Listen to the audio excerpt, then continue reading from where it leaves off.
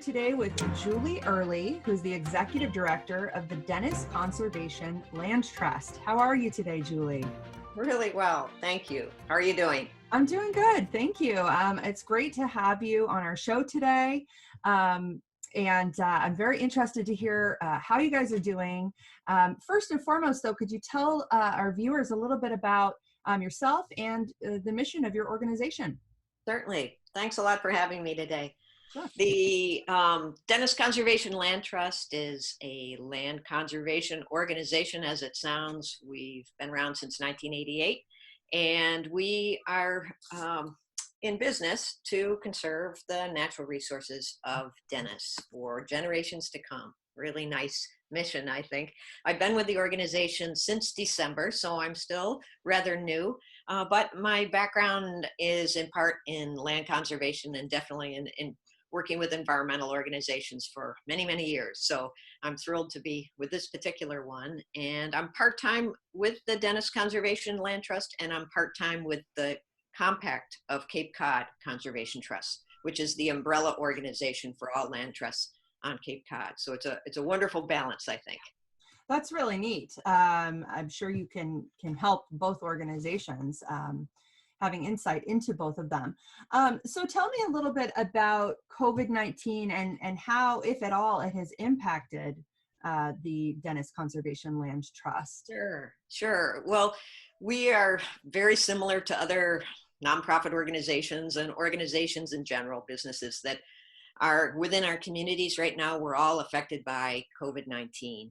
And we're challenged by it, but we're basically just adjusting our work so that we are able to continue. And land conservation work is something that doesn't stop. It's long-term, so we're all very busy, but we're working remotely. And some of our events, we've had to alter the schedule. So whether they've been postponed or canceled, depending on what the schedule looks like, what everyone's time frames are.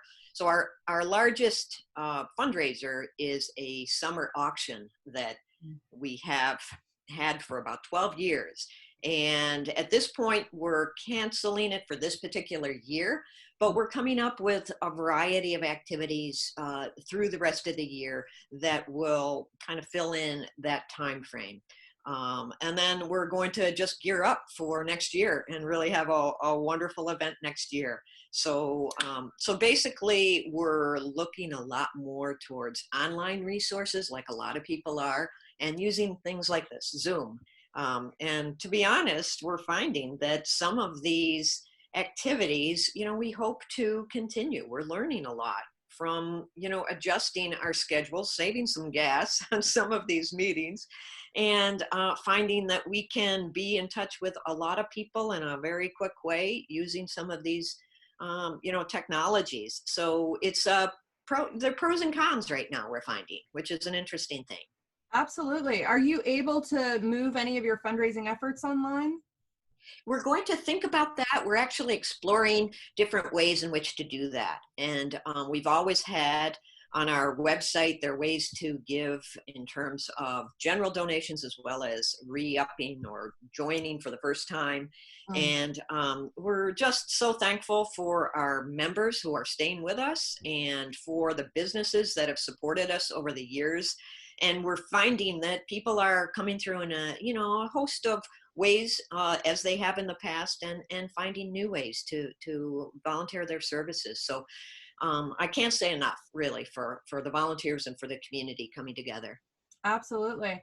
Now, I know one of the things that obviously your core mission is to preserve land. Are there any land acquisitions that you guys are working on, or have those efforts been interrupted at all? What I'd say is that we're always working on land acquisition. We're working with the town in a collaborative way, looking at ways in which we can partner with properties that they have already conserved, or there are ways in which we're monitoring various properties that they have. And we're also finishing up some of our major land acquisitions from last year. The Toby Woodlands was our large effort, and we're so thrilled to have that property, which is the the oldest family operated farm on Cape Cod, one of, if not the. And the 14 acres that we just acquired, and we're just in the process of really crossing all the T's to all the paperwork that takes, it takes, and starting to put a plan together on how we're going to share that with the community. Yeah, I think a lot of people, some of our viewers may not understand why it's so important to acquire some of these lands. Some of these lands Sure. that you have acquired in the past are very close to waterways that need protection. Could you talk to us Exactly. a little bit about that, about the Sure. value of conservation? Yeah, sure. Thanks for asking, actually, because this time is, I'd have to say, what we're finding, people wanting to get outdoors, wanting to find ways that nature is feeding their spirit, and also, helping to keep our air as, wonderful and as healthy as we can, because we do need it to be in as pristine a condition as it can be, because we really benefit from all the natural services that our environment provides. So what we're finding with the marshes like Chase Garden Creek, which is a portion of this Toby woodlands that we're conserving, and we already have major pieces of that marsh that are under either a conservation restriction and or we actually own part of the marsh. Our largest tract is at the base of the marsh towards Chapin Beach and by the Aquaculture Research Center.